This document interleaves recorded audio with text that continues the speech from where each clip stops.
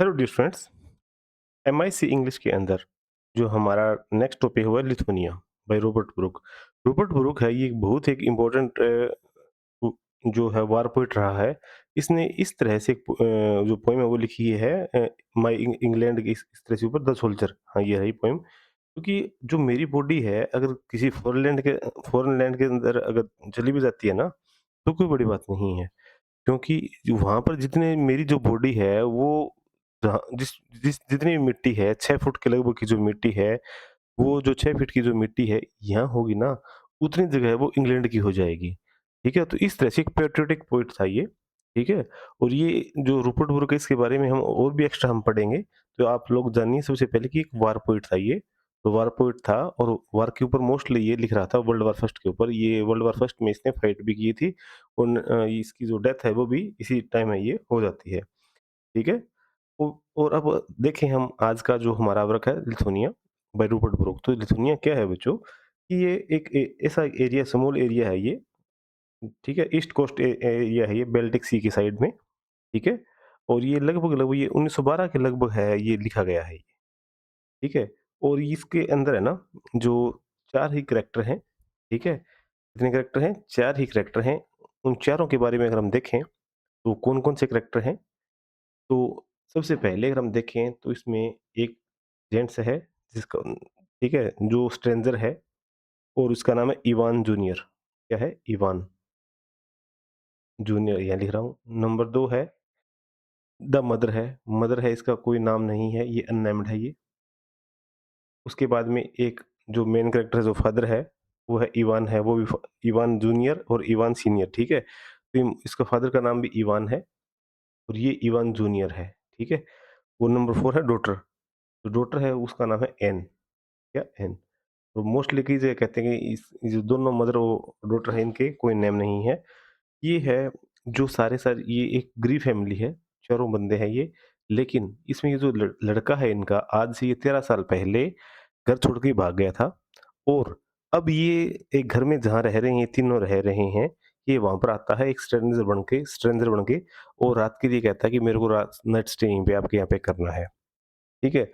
अब ये पूरा का पूरा अब वेल्दी बन गया है बच्चों। ठीक है? और ये शेल्टर के लिए और फूड के लिए ये घूम रहा है। तो ये इनके घर पे आता है और कहता है कि मेरे को आप लोग रख लो अपने पास। तो यहाँ ये देखते हैं, जो यहाँ पर जो इवान है, ये कहता है कोई बात नहीं, आप रह जाओ। अब इवान है इस बीच में चला जाता है, तो मदर और जो ये है, एन है, ये घर पे होती हैं।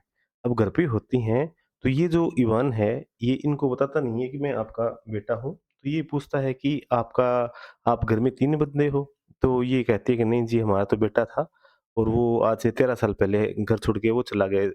ये कहती है नहीं, नहीं, हम मैं जो मेरा भाई था ना वो तो ड्राउन होके मर गया था, मतलब डूब के मर गया था। तो एन है ना, ये बहुत ही क्रूर टाइप की लेडी है और ये सारी बात सुनिए, ये पूरे पूरे पुअर हैं और फुल पॉवर्टी है। ठीक है? फिर भी ये इसको रख रहे हैं। अब यहाँ पर जो मेन बात है वो शुरू होती है, इवान है ये यहाँ पर शो ऑफ करना शुरू कर देता है। ये अपनी जो महँगी घड़ी है, महँगी ज्वेलरी है, पैसे हैं, ये इनको दिखाता है। ठीक है? अब ये है इनको सरप्राइज़ देना चाह रहा है। ठीक है? क्या देना चाह रहा है? सरप्राइज़ देना चाह रहा है, भई आपका बेटा है, अब इतना अमीर होके ये आया है। लेकिन अब इनके बीच में है, जो ये फादर है, ठीक है? वो और ये मदर और ये एन, ठीक है? इन तीनों के मन में ये हो जाता है कि क्यों ना इसको मार दिया जाए और जो सारे पैसे हैं इससे हम ऐंठ लेते हैं। ठीक है? अब इसको मारना भी आसान है क्योंकि हमारे घर पे है। तो सबसे पहले ये शुरुआत करता है और इससे ये मरता नहीं है, तो कहता है मैं थोड़ी ड्रिंकिंग करके आता हूँ, उसके बाद में हम देखते हैं। अब बच्चों ये जो मदर और जो डॉटर है, दोनों ये वेट कर रही हैं लेकिन नहीं आता। तो ये जो एन है ना, ये पॉवर्टी के अंदर इतनी बावड़ी हो चुकी है, मतलब ये एक्स उठाती है, ऑक्स, ठीक है? और इसके खींच के मारती है, खींच के मारने के बाद में ये बंदा यहीं पे मर जाता है। ठीक है? अब यहाँ पर जो क्या होता है कि जो सारा जो सिस्टम था, वो अचानक ही चेंज हो गया।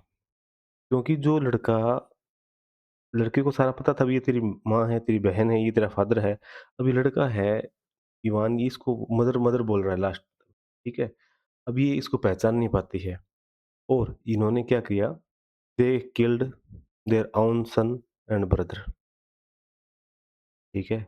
मतलब इनको ये इस बस सिर्फ़ इनसे पैसे है, ये ऐंठना चाह रहे थे, लेकिन इनको ये पता नहीं था ये तो आपका बेटा है, आपका भाई है। ठीक है?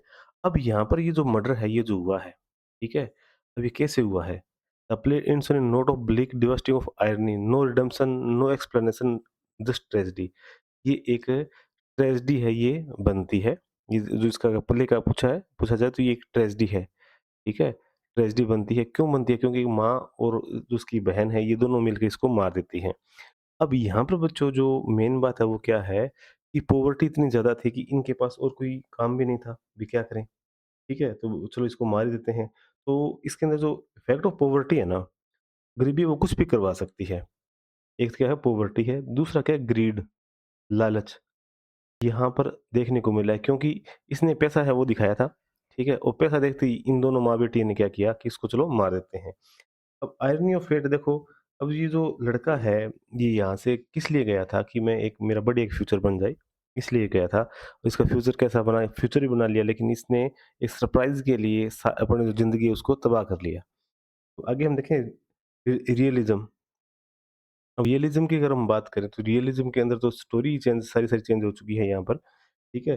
The play focus on grittier aspect of life rather than idealistic romance. ठीक है? तो रोमांस है उसके ऊपर कोई फ़ोकस नहीं है, सारा-सारा जो ट्रेजेडी है इसके ऊपर इनका फ़ोकस है वो रहता है। तो जो हमने देखा कि किस तरह से जो प्ले है ये रहा है, तो जो उसकी सेंट्रल थीम्स है वो जो क्या है, alienation and failure of recognition.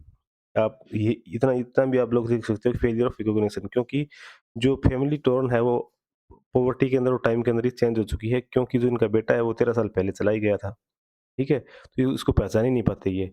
Moral corruption caused by disparate poverty and greed. अब ग्रीड और पॉवर्टी की वजह से जो मोरल है, करप्शन है वो आया गया हुआ। मतलब मोरलिटी है वो चली गई है, क्योंकि पॉवर्टी और ग्रीड है, लालच ने वो बिल्कुल खत्म कर दिया। The horror of unintended consequences and the irreversibility of violent action. तो वायलेंट एक्शन है वो तो होने ही होने हैं। जो हॉरर है वो होगा, कितने बुरी तरह से उसको मारा इन दोनों ने। और एक बात और सुनिए, ये जो एन थी ना, इसको कोई फ़र्क नहीं पड़ा कि तुम्हारा भाई मर गया कोई और है, बस इसको बस पैसे आ गए ना इसके पास, ये था। Naturalistic tragedy, human being destroyed by circumstances. Human being है ना, वो सर्कमस्टेंसेस है ना, वहाँ उससे मरे हैं, नॉट फेट और डिवाइन विल। ठीक है? ना कोई फेट है और ना कोई डिवाइन विल है। बस वो जो सर्कमस्टेंसेस है उन्हीं की वजह से ये मरा है। ठीक है? अब देखते हैं कि कैरेक्टर्स हैं कौन-कौन से, तो हम इसमें देखें, सन है, फादर और सिस्टर, ये बस 3 का ही इसमें रोल है। जो फादर है, वो तो बाहर ही है, वो चला जाता है। तो होप आपको इतना समझ में आया है। ये इसके जेनरा है, तो आप थोड़ा-सा इसका स्क्रीनशॉट आप वो ले लो, ठीक है? ज़्यादा वो इतना करने की ज़रूरत नहीं है, सेटिंग है ये इतनी पढ़नी है आपको।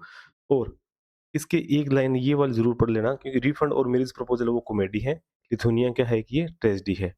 तो यूनिट फर्स्ट है वो कवर करिए आपकी ड्रामेटिक स्पेक्ट्रम सारे के सारे को, ठीक है बच्चों? तो आपको इसकी समरी है समझ में आ गई। जो 4 मेन कैरेक्टर हैं, 4 में से जो 3 कैरेक्टर हैं, उन्हीं के ऊपर सारी स्टोरी है वो घूम रही है, ठीक है? और इसमें इतना कुछ ज़्यादा वो है नहीं, बस आप अच्छी तरह से इनको समझ लो। और ये जो पॉइंट्स मैंने यहाँ पे डिस्कस किए हैं, उनको आप लोगों को नोट करके और अपने एग्ज़ाम्स में ये लिखना है। कुछ किसी भी टॉपिक में कोई प्रॉब्लम, आप मेरे को डायरेक्ट मैसेज या कॉल है वो कर सकते हो। आप कमेंट में भी नया जो टॉपिक आपको कोई चाहिए वो भी आप मेरे से पूछ सकते हैं। ठीक है बच्चों? All the best.